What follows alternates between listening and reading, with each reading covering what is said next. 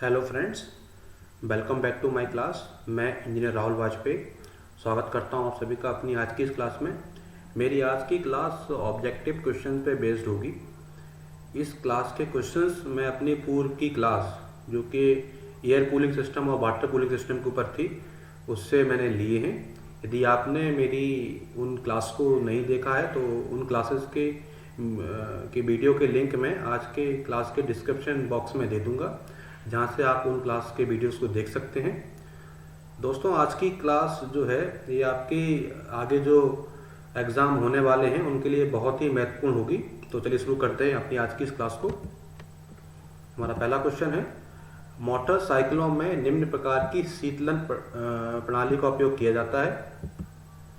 पहला है वायु शीतल प्रणाली, सेकेंड आपका जल शीतल प्रणाली, थर्ड ए और बी दोनों, फोर्थ उपरोक्त में से कोई नहीं। तो आपको इस क्वेश्चन में बताना है कि बाइक्स में या जो टू व्हीलर्स होती हैं उनमें हम कौन सी शीतलन प्रणाली का उपयोग करते हैं। तो इसका आंसर है, आप सभी जानते हैं कि हम लोग टू व्हीलर में, मोटरसाइकिल में वायु शीतल प्रणाली या एयर कूलिंग सिस्टम का उपयोग करते हैं। ये हमारा सही आंसर है। अब चलते हैं सेकेंड क्वेश्चन की ओर, जो है इंजन में दहन के दौरान सिलेंडर में तापमान बढ़ता है।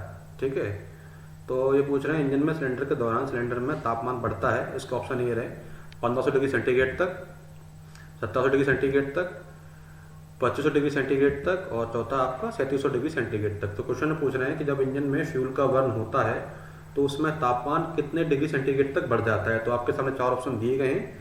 तो आपको ध्यान रखना है कि जो इंजन में जब फ्यूल बर्न होता है तो फ्यूल के बर्न होने से जो हीट निकलती है उसके वजह से इंजन का तापमान 2500 डिग्री सेंटीग्रेड तक बढ़ जाता है। तो यही आपका राइट आंसर है।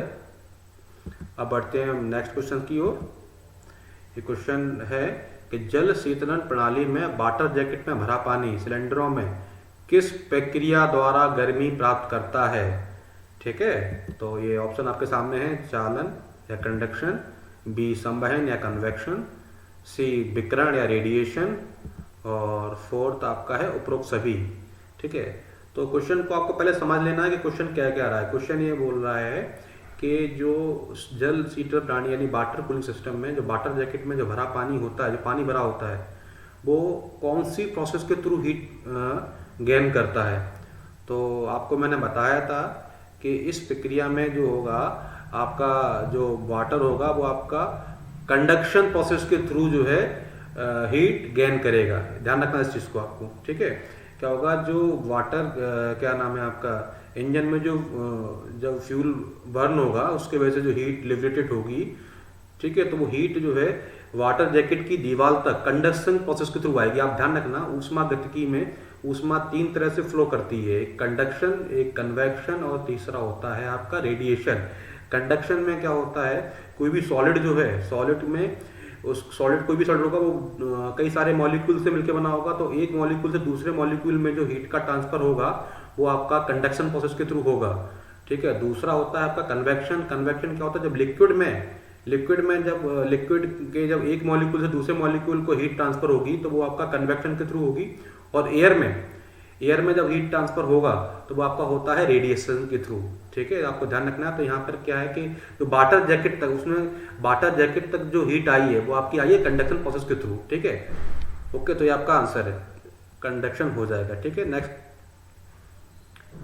क्वेश्चन है, निम्न में से लगभग किस तापमान पर थर्मोस्टेटिक वाल्व खुलता है और रेडिएटर की ओर गर्म पानी के प्रवाह के लिए मार्ग प्रदान करता है। तो आपके 4 ऑप्शन ये है, 80 degree centigrade, next 160 degree centigrade, C option 230 degree centigrade और डी है आपका 290 डिग्री सेंटीग्रेड। तो आपको मैंने अपनी क्लास में बताया था कि अगर आपने मेरी क्लास देखोगी तो आपको पता होगा किस डिग्री सेंटीग्रेड पर जो है थर्मोस्टेट वाल्व खुलना स्टार्ट होता है और किस डिग्री सेंटीग्रेड पर पूरी तरह खुल जाता है। ठीक है, तो आपके स्टैंडर्ड थर्मोस्टेट वाल्व होते हैं वो 80 डिग्री सेंटीग्रेड पर खुल जाते हैं। ठीक है, तो इसका आंसर हो जाएगा ए, 80 डिग्री सेंटीग्रेड। नेक्स्ट हमारा क्वेश्चन है, थर्मोसाइकिल जल शीतल प्रणाली में होता है। ऑप्शन कोई पंप नहीं, ए ऑप्शन में कोई पंप नहीं, बी बोल रहा है आपका 1 पंप, सी ऑप्शन में 2 पंप और डी ऑप्शन में आपका 4 पंप। तो जो थर्मोसाइकिल प्रणाली होती है वाटर कूलिंग सिस्टम की, तो उसमें कितने पंप यूज होते हैं।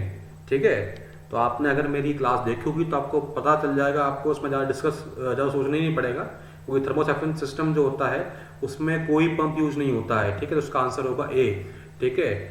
फोर्स या पंप सर्कुलेशन में हम लोग पंप यूज करते हैं, वो भी एक पंप होता है, वो आपका रेडिएटर के लोअर टैंक और इंजन ब्लॉक के मध्य में लगा होता है, ठीक है। नेक्स्ट हमारा 6 क्वेश्चन है, पंप या फोर्स सर्कुलेशन जल शीतलन प्रणाली में निम्नलिखित पंप का उपयोग किया जाता है। जो हमने लास्ट क्वेश्चन में बात की थी वो यहाँ पे आगे कि जो फोर्स सर्कुलेशन में जो हम पंप यूज कर रहे हैं वो पंप कौन सा पंप होगा, हमें यहाँ पर उस पंप का नाम बताना है। पहला हमारा ऑप्शन है रेसिप्रोकेटिंग पंप, बी आपका है रोटरी पंप, सी है सेंट्रीफ्यूगल पंप और डी आपका है उपरोक्त में से कोई नहीं। तो आपको अगर याद होगा, आपने अगर मेरी क्लास देखी होगी तो आपको मैंने बताया था कि पंप या force circulation water cooling system में हम लोग सेंट्रीफ्यूगल पंप का यूज करते हैं। तो आपका आंसर सी सही है। नेक्स्ट है रेडिएटर के निर्माण में आमतौर पर कौन सी धातु प्रयुक्त की जाती है। तो यहाँ पर आपको सही जो ऑप्शन है वो सिलेक्ट करना है, ए एल्यूमिनियम, बी कॉपर, सी जस्ती लोहा या गैल्वेनाइज्ड आयरन बोलते हैं, जस्ती लोहा को इंग्लिश में बोलते हैं गैल्वेनाइज्ड आयरन, ठीक है। डी आपका स्टेनलेस स्टील। तो आपको पता होना चाहिए कि रेडिएटर के निर्माण में हम लोग कॉपर का यूज किया जाता है, हम लोग कॉपर का यूज करते हैं क्योंकि कॉपर की हीट कंडक्टिंग कैपेसिटी ज़्यादा होती है। एल्यूमिनियम की भी हीट कंडक्टिविटी ज़्यादा अच्छी होती है पर कॉपर के कंपेरिजन में कम होती है, ठीक है। तो जितनी धातुएं अभी लिखी हुई हैं उनमें सबसे अच्छी हीट कंडक्टिंग कैपेसिटी जो है कॉपर की होती है। कॉपर में क्या होगा, जब हीट फ्लो होती है तो हीट जो एक मॉलिक्यूल से दूसरे मॉलिक्यूल में जाती है वो स्पीडली होती है, ठीक है, एज कंपेयर टू एल्यूमिनियम। इसलिए यहाँ पे आपका जो ऑप्शन बी है वो सही है, ठीक है। आपको यहाँ पर ऑप्शन बी के साथ जाना है। नेक्स्ट क्वेश्चन हमारा, निम्न प्रकार में से कौन से रेडिएटर के कोर में बृहत संख्या में इंडिविजुअल एयर सेल होती हैं जो पानी से घिरी होती हैं। यहाँ पे आपके सामने 4 ऑप्शन आएंगे, इनमें से आपको पहचानना है कि कौन सा जो टाइप है उसमें एयर सेल्स की संख्या ज़्यादा होती है और एयर सेल चारों ओर से पानी से घिरी होती है। तो ये टाइप आपके सामने ऑप्शन आ गए, पहला tubular type, second Gill type, third honeycomb type और चौथा ऑप्शन है उपरोक्त सभी। तो आपको मैंने बताया था कि जो आपका हनीकॉम्ब टाइप होता है स्ट्रक्चर, इसमें आपके इंडिविजुअल सेल आपकी होती हैं, ठीक है, जो आपकी एयर सेल इसके लिए अलग से होती हैं और हर एयर सेल के चारों ओर आपकी क्या होती है, जो है एक वाटर की ट्यूब होती है, ठीक है। तो आपका ऑप्शन यहाँ पे सी सही है। नेक्स्ट, रेडिएटर में प्रत्येक ट्यूब में इसके चारों ओर अलग अलग फिन लगे होते हैं। मतलब अब यहाँ फिर से आपके सामने रेडिएटर के ऑप्शंस आएंगे, उसमें से आपको सही रेडिएटर का चुनाव करना है जिसके बाहर फिन्स लगे होते हैं, ठीक है। तो ये आपका ट्यूबलर टाइप है, बी गिल टाइप, सी हनीकॉम्ब टाइप और डी आपका उपरोक्त सभी, ठीक है। तो आपने अगर मेरा वाटर कूलिंग सिस्टम वाला वीडियो देखा होगा, वहाँ पे आपको मैंने बताया था रेडिएटर के टाइप में कि जो गिल्ड टाइप आपका जो रेडिएटर होता है, जो कि सबसे ओल्डेस्ट जो रेडिएटर है, उसमें ट्यूब के चारों ओर कॉपर की फिन होती हैं, ठीक है। ये फिन क्या करती हैं, ट्यूब का एरिया बढ़ा देती हैं जिससे ज़्यादा एयर के संपर्क में ट्यूब आती है और पानी जल्दी ठंडा होता है। तो यहाँ पे आपका जो आंसर जो ऑप्शन बी है वो सही है। आपको ऑप्शन बी के साथ यहाँ जाना है, गिल टाइप ध्यान रखिए सबसे ओल्डेस्ट रेडिएटर होता है। नेक्स्ट हमारा जो 10वां क्वेश्चन है वो कूलिंग फैन से संबंधित सही तथ्य है। ये कूलिंग फैन के ऊपर क्वेश्चन यहाँ पर है कि कूलिंग फैन से संबंधित सबसे सही चीज़ आपको चुननी है। इंजन और रेडिएटर के बीच फिट होता है, पहला ऑप्शन है। सेकंड ऑप्शन बेल्ट और पुली द्वारा संचालित होता है। थर्ड है कैमशाफ्ट से संचालित होता है। डी उपरोक्त सभी, ठीक है। तो यहाँ पर आपको सही ऑप्शन सेलेक्ट करना है। तो आपका जो कूलिंग फैन से संबंधित ये तथ्य ये है कि कूलिंग फैन आपका जो होता है वो आपका इंजन और रेडिएटर के बीच भी लगा होता है, बेल्ट और पुली द्वारा संचालित भी होता है, कैमशाफ्ट से भी संचालित होता है। इसलिए यहाँ पर जो आपको आंसर डी है वो सही है। आपको ये तीनों तथ्य थे ऊपर, वो तीनों सही थे, इसलिए आपको ऑप्शन डी सिलेक्ट करना है यहाँ पे। नेक्स्ट हमारा जो 11वां क्वेश्चन है वो है निम्न प्रकार के थर्मोस्टेट वाल्व का उपयोग एसीटोन या अल्कोहल जैसे तरल के साथ किया जाता है, ठीक है। तो एसीटोन और अल्कोहल जैसे तरल के साथ आप किस प्रकार के थर्मोस्टेट वाल्व का उपयोग करते हैं। आपका ऑप्शन आपके सामने है। एक पहला ऑप्शन बेलो type, second sleep type, third आपका है ऑप्शन सी जो है बटरफ्लाई टाइप और थर्ड लास्ट आपका है उपरोक्त सभी। ठीक है, तो पहली बात तो आपको इस ऑप्शन में ये देख लेना है कि जो आपको पहचानना है कि जो थर्मोस्टेट के टाइप जो आपको मैंने बताए थे वो यहाँ पे कितने दिए गए हैं। तो आपको पहले पता होना चाहिए थर्मोस्टेट वाल्व जो होते हैं वो आपके 3 प्रकार के होते हैं। ठीक है, पहला आपका होता है बैलो टाइप, सेकंड आपका होता है bimetallic type, bimetallic strip type, और थर्ड आपका होता है पैलेट टाइप। ठीक है, तो यहाँ पे आपका केवल पहले तो आपका जो ऑप्शन जो दिए गए हैं उसमें आपका थर्मोस्टेट वाल्व का केवल एक ही टाइप दिया गया है, वो बैलो टाइप। तो यहाँ से आप पहले तो आप यही सिलेक्ट कर लीजिए, आपको यहाँ से समझ में आ रहा है कि बैलो टाइप आपका जो है वो सही आंसर है, क्योंकि जो बाकी जो स्लीप टाइप और बटरफ्लाई टाइप दिए गए हैं इस टाइप के कोई जो है वाल्व होते ही नहीं है। ठीक है, स्लीप टाइप और बटरफ्लाई टाइप का कोई भी थर्मोस्टेट वाल्व नहीं होता है, क्योंकि थर्मोस्टेट आपको मैंने पहले बताया कि 3 प्रकार के थर्मोस्टेट वाल्व होते हैं। पहला बैलो टाइप, सेकंड आपका बायोमेटेलिक स्ट्रिप टाइप, और थर्ड आपका होता है पैलेट टाइप। तो यहाँ पे आपका जो सही आंसर है वो आपका है बैलो टाइप। आपको बैलो टाइप पे टिक करना है। नेक्स्ट हमारा क्वेश्चन है 12, निम्नलिखित को सबसे अच्छा एंटीफ्रीज सॉल्यूशन माना जाता है। आपके सामने 4 ऑप्शन आएंगे, उसमें से सबसे बेस्ट एंटीफ्रीज सॉल्यूशन है उसको आपको सिलेक्ट करना है। एसिटिलीन ग्लाइकोल, डिस्टिल ग्लिसरीन, मेथलोन और डेनेचर्ड अल्कोहल। ठीक है, तो आपको मैंने वीडियो मैं अपनी जो वाटर कूलिंग सिस्टम के ऊपर भेज थी उसमें मैंने बताया था कि एथिलीन ग्लाइकोल जो है वो आपका बेस्ट एंटीफ्रीज है। सारे के सारे यहाँ दिए गए ऑप्शन आपके सारे के सारे एंटीफ्रीज के ऑप्शन है, पर सबसे अच्छे फीचर्स जो हैं वो एथिलीन ग्लाइकोल के होते हैं। ठीक है, तो आपको एथिलीन ग्लाइकोल के साथ जाना है। और एक महत्वपूर्ण आपको ध्यान रखनी है कि जो एंटीफ्रीज होता है वो करता क्या है। एंटीफ्रीज क्या करता है, जो कूलेंट है या वाटर है उसके फ्रीजिंग पॉइंट को डाउन कर देता है और बॉइलिंग पॉइंट को बढ़ा देता है, जिससे जो इफिशियंसी है कूलिंग सिस्टम की वो बढ़ जाती है। ठीक है, स्पेशली जो आपके जो ठंडे देश होते हैं जहाँ पर बर्फ़ रहती है, बर्फीले प्रदेश होते हैं, ठीक है, वहाँ का क्लाइमेट ठंडा होता है, तो वहाँ पर एंटीफ्रीज बहुत ही महत्वपूर्ण रोल प्ले करते हैं इंजन की वर्किंग में। नेक्स्ट क्वेश्चन हमारा है, इंजन में लगभग डैश परसेंटेज ऊष्मा ऊर्जा वास्तव में यांत्रिक ऊर्जा में परिवर्तित होती है। ठीक है, तो 40, 65, 25 और 80।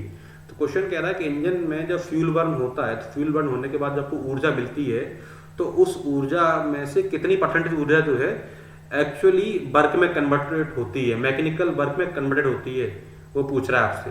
ठीक है, तो आपको मैंने बताया है पहले अपनी क्लासेस में कि जो इंजन के अंदर जितनी भी जो है एनर्जी प्रोड्यूस होती है उसका लगभग 25% जो 25% पोर्शन है वही हमारा एक्चुअल वर्क में कन्वर्ट होता है। बाकी आपका जो 75% जो था पोर्शन एनर्जी का वो आपका वेस्ट चला जाता है। तो यहाँ पे आपका जो आंसर सी है वो सही है, क्योंकि वो 25% ही हम लोग यूज़ कर पाते हैं। जो टोटल एनर्जी डेवलप हुई थी फ्यूल के बर्न होने से उसका 25% ही हम जो है एक्चुअल मैकेनिकल वर्क में यूज़ करते हैं। बाकी 75% जो एनर्जी होती है वो वेस्ट चली जाती है, उपयोग में नहीं होती है।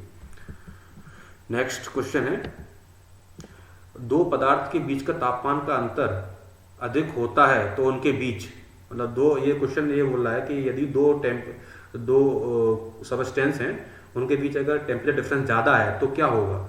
आपका ऑप्शन ये है, ऊष्मा संचरण की दर उच्च होती है, ऊष्मा संचरण की दर निम्न होती है, ऊष्मा संचरण की दर पर कोई प्रभाव नहीं पड़ता है, और ऑप्शन डी आपका उपरोक्त में से कोई एक। तो आपको मैंने बताया था अपने वीडियो में वाटर कूलिंग सिस्टम के में कि अगर दो पदार्थों के बीच में जितना ज़्यादा अधिक टेम्परेचर डिफरेंस होगा उतनी ही क्या है ऊष्मा संचरण की दर अधिक हो जाती है, और जितना उनके बीच में डिफरेंस कम होगा हीट ट्रांसफर की रेट उतनी कम हो जाएगी। तो यहाँ पे आपका जो ऑप्शन ए है वो सही आंसर है, आपको ऑप्शन ए के साथ जाना है ऐसे क्वेश्चन में। नेक्स्ट क्वेश्चन हमारा, एक एंटीफ्रीज सॉल्यूशन का उपयोग किया जाता है। एंटीफ्रीज सॉल्यूशन का उपयोग किस लिए करते हैं। आपके सामने 4 ऑप्शन आएंगे, फ्रीजिंग पॉइंट को कम करने के लिए, बॉइलिंग पॉइंट को बढ़ाने के लिए, ऑप्शन सी ए और बी दोनों, ऑप्शन डी इनमें से कोई नहीं। तो मैंने आपको अभी पिछले क्वेश्चन में बताया था, इससे पहले 2-3 क्वेश्चन पहले, कि जो एंटीफ्रीज सॉल्यूशन होता है उसका उपयोग हम लोग 2 कार्यों की पूर्ति के लिए करते हैं। पहला जो है वाटर है या कूलेंट है, उसका जो फ्रीजिंग पॉइंट था, मतलब फ्रीजिंग पॉइंट से तात्पर्य है जिस पॉइंट पे जिस तापमान पर वो जम रहा है, तो फ्रीजिंग टेम्परेचर को कम डाउन करने के लिए, कम करने के लिए। दूसरा आपका बॉइलिंग पॉइंट को बढ़ाने के लिए, जिस पॉइंट पे जो है वो बॉयल होने लगता है लिक्विड या पानी, उसका बॉइलिंग टेम्परेचर बढ़ाने के लिए इसका उपयोग किया जाता है। तो आपका जो ऑप्शन सी है वो आपके दोनों उद्देश्यों के बारे में बताया। तो यहाँ पे हम ऑप्शन सी के साथ जाएंगे, क्योंकि ऑप्शन सी में हमारी दोनों बातें हो रही हैं। ये फ्रीजिंग पॉइंट को कम करने वाली बात भी कर रहा है और बॉइलिंग पॉइंट को बढ़ाने के लिए भी बोल रहा है। तो हम यहाँ पर ऑप्शन सी के साथ जाएंगे। आपका ऑप्शन सी यहाँ पर सही है। नेक्स्ट क्वेश्चन, 16वां क्वेश्चन हमारा है, क्या होगा जब एक इंजन जो ठंडी अवस्था में चलेगा? यदि कोई एक इंजन जो है आपके अगर ठंडी स्टेज में चल रहा है, ठीक है, तो क्या इफेक्ट पड़ेगा? 4 ऑप्शन आपके यहाँ पे 4 बातें दी गई हैं। First, second, third, fourth. बहुत ही कुशल कार्य करेगा। सेकंड, बैर में वृद्धि होगी। थर्ड आपका है अच्छा चलेगा। ये बैर यहाँ पे बियर है। बियर मतलब उसका जो फ्रिक्शन होता है उसमें वृद्धि, मतलब उसके टूट फूट वृद्धि हो जाएगी। उसके अच्छा ईंधन लाभ प्राप्त नहीं होगा। तेल को दूषित नहीं करता है। तो आपके ऑप्शन 4 ये रहे। पहला बोल रहा है केवल एक सही है। ऑप्शन बी बोल रहा है फर्स्ट और सेकंड दोनों सही है। ऑप्शन सी बोल रहा है सेकंड एंड थर्ड सही है। और ऑप्शन डी बोल रहा है सेकंड, थर्ड और फोर्थ सही है।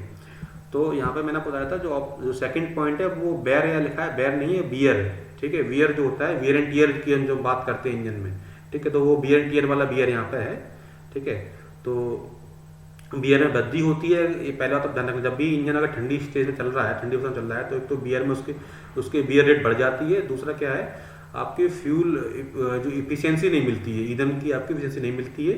ठीक है, तो आपका जो ऑप्शन सी है वो आपका सही आंसर हो यहाँ पे होगा, क्योंकि यहाँ पे ना तो आपके बियर रेट में वृद्धि हो जाएगी। दूसरा क्या होगा, आपका ईंधन लाभ प्राप्त नहीं होगा। ठीक है, इंजन इफिशियंसी जो फ्यूल इफिशियंसी आपको नहीं मिलेगी यहाँ पे। तो आपका जो ऑप्शन सी है वो सही है यहाँ पे। ठीक है, नेक्स्ट 17 क्वेश्चन की तरफ बढ़ेंगे हम।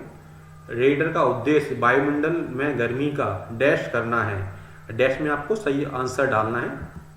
ऑप्शन ए आपका अपव्यय, बी विकिरण, सी संवहन और डी आपका चालन। तो आपको यहाँ पे देखना है कि कौन सा ऑप्शन इसमें फिट बैठेगा आपका। तो क्वेश्चन कह रहा है कि रेडिएटर का उद्देश्य वायुमंडल में गर्मी का क्या करना है। ठीक है, तो आपको यहाँ पे अपव्यय, विकिरण, संवहन, चालन। तो आपको पता है रेडिएटर करता क्या, आपको पता होना चाहिए। Radiator is a heat exchanger. ठीक है, क्या करता है, वो जो ऊष्मा का आदान प्रदान करता है। ठीक है, तो रेडिएटर में क्या होता है, आपका गर्म पानी आए, ठीक है, जब गर्म पानी, इंजन का गर्म पानी जब रेडिएटर में अपर हॉर्स पाइप के थ्रू आता है तो क्या करता है, अपनी हीट को लॉस करता है। कहाँ लॉस करता है, वायुमंडल में। ठीक है, तो क्या होता है, अपव्यय का मतलब क्या है, खर्च करना। तो आपका जो ऑप्शन ए है वो सही है यहाँ पे। ठीक है, तो क्या होगा, रेडिएटर में क्या होगा, जो इंजन का जो गर्म पानी जो आया था या गर्म कूलेंट आया था, तो क्या करेगा, रेडिएटर में आके वो अपनी हीट को लॉस करेगा। कहाँ लॉस करेगा, वायुमंडल में लॉस करेगा। ठीक है, तो आपका आंसर ए अपव्यय सही है यहाँ पे। 18वां क्वेश्चन देखेंगे। रेडिएटर होते हैं, रेडिएटर क्या होते हैं देखते हैं। Heat exchanger, B economiser, C pre heater और डी में से कोई नहीं। तो मैं पहले बता ही दिया था आपको कि रेडिएटर जो है आपके हीट एक्सचेंजर होते हैं लास्ट क्वेश्चन में। तो यहाँ पे आप हीट एक्सचेंजर की तरफ जाना है, क्योंकि ये हीट का एक्सचेंज करते हैं। जो आपका इंजन का हॉट वाटर आता है तो यहाँ पे आके अपनी हीट लॉस करेगा और यहाँ पे ठंडा हो जाता है। ठीक है, तो इसीलिए इसका नाम रेडिएटर का एक नाम हीट एक्सचेंजर भी होता है, आपको ध्यान रखना है। निम्नलिखित इंजन वाटर जैकेट और रेडिएटर के बीच शीतलक का संचालन करता है। निम्नलिखित में से कौन, आपके सामने भी 4 ऑप्शन आएंगे, इनमें सबको पहचानना है कि कौन सा ऐसा ऑप्शन है जो इंजन वाटर जैकेट और रेडिएटर के बीच में जो शीतलक है, जो कूलेंट है, उसको फ्लो कराएगा। ठीक है, आपके ऑप्शन ये रहे, हीटर की नली, बी रेडिएटर की नली, सी इंजन की नली और डी आपका इनमें से कोई नहीं। ठीक है, तो आपको मैंने अपनी क्लास के वीडियो में बताया था कि जो रेडिएटर का जो अपर हॉर्स पाइप, क्या नाम है आपका, जो अपर हॉर्स पाइप होगा वो क्या करता है, अपर टैंक और आपका सिलेंडर हेड के मध्य जुड़ा होता है। यह करता है जो वाटर जैकेट का जो गर्म पानी है उसको रेडिएटर के अपर टैंक तक पहुंचाता है। तो यहाँ पे आपका जो आंसर है वो हो जाएगा रेडिएटर की नली। ठीक है, जो रेडिएटर की नली है उसका तात्पर्य यहाँ से क्या है, अपर हॉर्स पाइप से तात्पर्य यहाँ पर है। तो आपको ऑप्शन बी सिलेक्ट करना है यहाँ पे। नेक्स्ट हमारा रेडिएटर में क्या होता है, रेडिएटर में देखते हैं ऑप्शन। धातु की बड़ी सतह वाले संपर्क के क्षेत्र में अपेक्षाकृत कम मात्रा में पानी लाया जाता है। Option B. धातु के छोटे सतह वाले क्षेत्र के संपर्क में अपेक्षाकृत बड़ी मात्रा में पानी लाया जाता है। पानी की समान मात्रा को धातु के समान सतह के क्षेत्र के संपर्क में लाया जाता है। उपरोक्त में से कोई नहीं। ठीक है, तो आपको पहले क्वेश्चन समझ लेना है कि क्वेश्चन क्या क्या रहा है। क्वेश्चन में आपके सामने 4 ऑप्शन है कि रेडिएटर में होता क्या है। यहाँ पे रेडिएटर की प्रोसेस के बारे में बात हो रहा है। ठीक है, तो एक बात आप ध्यान रखिए कि अगर जितनी ज़्यादा किसी भी कोई भी मेटल है, वो जितनी ज़्यादा उसकी लेंथ होगी, ठीक है, और जितनी ज़्यादा लेंथ के संपर्क में अगर एयर आएगी तो उतना ज़्यादा वहाँ पर हीट एक्सचेंज होगा वहाँ पर। ठीक है, तो यहाँ पर क्या है कि धातु की बड़ी सतह वाले क्षेत्र के संपर्क में अपेक्षाकृत कम पानी लाया जा रहा है। मतलब क्या है कि पानी जो है, पानी की कम मात्रा के लिए वहाँ पर ज़्यादा सरफेस एरिया मेटल का अवेलेबल है, तो उससे क्या होगा, वहाँ पे आपका जो कूलिंग रेट वहाँ पे अच्छी मिलेगी। तो यहाँ पे आपका जो ऑप्शन ए है वो सही है। ठीक है, क्योंकि यहाँ पे क्या था कि कम जो वॉल्यूम वाटर पानी के कम वॉल्यूम के लिए मेटल का ज़्यादा एरिया अवेलेबल होता है रेडिएटर में, आपको ध्यान रखना है। ठीक है, इसलिए अब आपका ऑप्शन जो ए है वो सही है। आपको ऑप्शन ए के साथ यहाँ जाना है। नेक्स्ट, अब यहाँ से हम लोग जो है कुछ ट्रू एंड फॉल्स वाले क्वेश्चन करेंगे। पहला, थर्मोसाइकल प्रणाली में रेडिएटर को प्राकृतिक रूप से इंजन के प्रवाह के लिए एक ऊंचाई प्रदान करने हेतु इंजन के ऊपर अच्छी तरह से रखा जाता है। सही है गलत है, आपको ये बताना है इसमें। तो आपको मैंने पहले बताया था थर्मोसाइकल प्रणाली क्या होती है, आपकी नेचुरल कूलिंग की बात करती है, क्योंकि इसमें कोई पंप नहीं लगा होता है। ठीक है, तो आपका पानी जो है ठंडा पानी ब्लॉक की और स्पीड से आए, इसलिए क्या करते हैं, इंजन की हाइट से रेडिएटर को थोड़ा सा ऊंचा रखते हैं। इसलिए आपका जो ऑप्शन ए है वो सही है। ठीक है, और जो स्टेटमेंट दिया गया स्टेटमेंट बिल्कुल सही है पूरी तरह। 22वां क्वेश्चन बोल रहा है, एयर कूलिंग सिस्टम का उपयोग औद्योगिक और कृषि इंजनों में किया जाता है जहां पानी को शीतलक के रूप में उपयोग करने पर सख्त आपत्ति होती है। ठीक है, सही है गलत है। तो क्वेश्चन आपको पहले तो स्टेटमेंट को, जो ट्रू एंड फॉल्स वाले जो क्वेश्चन आते हैं वहाँ पे आपको एक बात ध्यान रखनी है। आपको पहले स्टेटमेंट को अच्छी तरह पढ़ना है कि स्टेटमेंट आखिर क्या कह रहा है, उसके बाद आप सही या गलत का चुनाव करें। ठीक है, तो क्वेश्चन कह रहा है कि एयर कूलिंग सिस्टम में क्या होता है, औद्योगिक और कृषि संस्थानों में, कृषि इंजनों में उपयोग किया जाता है जहाँ पर पानी का वेस्टेज जो है मनाही है, पानी को आपको जो है इस्तेमाल करने पर सख्त आपत्ति होती है। ठीक है, तो स्टेटमेंट बिल्कुल सही है। ठीक है, इंडस्ट्री में और जो आपका कृषि इंजनों में जो होता है, पानी जो हमें वेस्ट नहीं करना होता है, वहाँ पे हम लोग एयर कूल इंजन का उपयोग करते हैं। ये स्टेटमेंट बिल्कुल सही है। यहाँ पे आपका जो ऑप्शन ए है वो सही है। अब हम बात करेंगे अगले क्वेश्चन की, जो कह रहा है एयर कूल्ड सिस्टम में इंजनों का डिज़ाइन सिंपल हो जाता है क्योंकि वाटर जैकेट की आवश्यकता नहीं होती है। ऑप्शन ए सही, ऑप्शन बी गलत। तो यहाँ पे सबसे पहले आपको मैंने पहले बताया था, आप कह रहे हैं कि पहले स्टेटमेंट पढ़ेंगे। स्टेटमेंट आपका कह रहा है कि एयर कूल्ड इंजन में इंजन का डिज़ाइन सिंपल हो जाता है क्योंकि वाटर जैकेट की आवश्यकता नहीं होती है। सही बोल रहा है बिल्कुल। एयर कूल्ड जो इंजन होते हैं उसमें केवल सिलेंडर के चारों तरफ फिन्स लगी होती हैं, कोई वाटर जैकेट नहीं होती है। तो आपका ऑप्शन ए सही है। नेक्स्ट हम बात करेंगे 24th क्वेश्चन की, जो कह रहा है एयर कूलिंग सिस्टम में शीतलक के रिसाव का खतरा होता है। ऑप्शन ए सही, ऑप्शन बी गलत। तो यहाँ पर आपके ये क्वेश्चन आपका सरासर गलत है क्योंकि एयर कूल्ड इंजन में कूलेंट होता ही नहीं है। कूलेंट नहीं होगा तो कहाँ से रिसाव होगा। एयर कूल्ड इंजन में केवल आपकी फिन्स होती हैं, ठीक है, जो कि सिलेंडर के चारों तरफ लगी होती हैं। तो यहाँ पे आपका ऑप्शन बी जो है वो सही है। नेक्स्ट 25 क्वेश्चन की ओर पढ़ेंगे हम लोग। कह रहा है कि एक एयर कूल्ड इंजन में टूटे हुए फिन का कूलिंग पर वाटर कूल्ड इंजन में रेडिएटर टैंक में हुए छेद की तुलना में अधिक प्रभाव पड़ेगा। ऑप्शन ए सही, ऑप्शन बी गलत। तो पहले उसका जो स्टेटमेंट है उसको समझने की कोशिश कीजिए। स्टेटमेंट है कि जो एयर कूल्ड इंजन में जो एक फिन है, अगर फिन टूट जाएगा उसका कूलिंग पर ज़्यादा इफेक्ट पड़ेगा एज कम्पेयर टू अगर जो आपका वाटर कूल्ड इंजन है उसके जो रेडिएटर के टैंक में अगर छेद हो गया है तो उससे जो कूलिंग रेट पे असर पड़ता है उसकी तुलना में किसका असर ज़्यादा पड़ेगा, जो आपका फिन अगर टूट जाए तो ये आपका ऑप्शन जो है वो गलत है। ठीक है, क्योंकि रेडिएटर का अगर टैंक है उसमें अगर रेडिएटर के टैंक में अगर होल हो जाता है, छेद हो जाता है, तो कूलेंट का क्या होगा, लीकेज हो जाएगा, कूलेंट आपका बह जाएगा, तो इसका ज़्यादा इफेक्ट पड़ेगा। फिन तो कई सारी होती हैं, सिलेंडर के चारों कई सारी फिन्स लगी होती हैं, तो एक फिन टूट जाए कोई अंतर नहीं पड़ेगा। पर अगर रेडिएटर के टैंक में अगर छेद हो जाएगा तो आपका कूलेंट या पानी ही नहीं बचेगा, पानी बाहर निकल जाएगा। ठीक है, तो ये ऑप्शन आपका गलत है। ठीक है, तो आपका जो वाटर कूल इंजन में अगर टैंक में छेद हो जाए, रेडिएटर के टैंक में छेद हो जाता है, तो उसका ज़्यादा इफेक्ट पड़ेगा कूलिंग पर as compared to air cool engine में अगर फिन टूट जाए। नेक्स्ट क्वेश्चन हमारा जो बोल रहा है कि एयर कूल्ड सिस्टम में कूलिंग सिस्टम का नियंत्रण वाटर कूल्ड सिस्टम की तुलना में कठिन होता है। ठीक है, ऑप्शन ए सही, ऑप्शन बी गलत। तो आपको पहले पढ़ना है, क्वेश्चन बोल क्या रहा है कि एयर कूल्ड सिस्टम में कूलिंग सिस्टम का नियंत्रण वाटर कूल्ड सिस्टम की तुलना में कठिन होता है, कॉम्प्लेक्स होता है। ठीक है, तो आप खुद समझिए कि एयर कूल्ड जो इंजन होते हैं उसमें केवल सिलेंडर के चारों ओर फिन्स लगी होती हैं, जबकि वाटर कूलिंग सिस्टम में नंबर ऑफ कंपोनेंट्स होते हैं एज लाइक रेडिएटर में भी आपका लोअर टैंक होगा, अपर टैंक होगा, ट्यूब्स होंगी। ठीक है, अपर हॉर्स पाइप होगी जो आपका अपर टैंक और सिलेंडर हेड को कनेक्ट करेगी, आपका लोअर हॉर्स पाइप होगी। ठीक है, सेंट्रीफ्यूगल पंप होगा, थर्मोस्टेट होगा, तो बहुत सारे प्रकार के होंगे। जितने ज़्यादा कंपोनेंट बढ़ जाएंगे उतना सिस्टम कॉम्प्लेक्स होता जाता है। ठीक है, उतना ज़्यादा क्या होगा, आपको उसको कंट्रोल करने में प्रॉब्लम आएगी, और जिसमें जैसे जैसे आपके नंबर ऑफ पार्ट्स कम होते जाएंगे आप उसे इजीली कंट्रोल कर लेंगे। तो आप मेरी बात से समझ रहे होंगे कि एयर कूलिंग सिस्टम में चूंकि नंबर ऑफ पार्ट्स कम होते हैं, इसलिए उसका सिस्टम का कंट्रोलिंग भी ईजी होता है और डिजाइन भी ईजी होता है।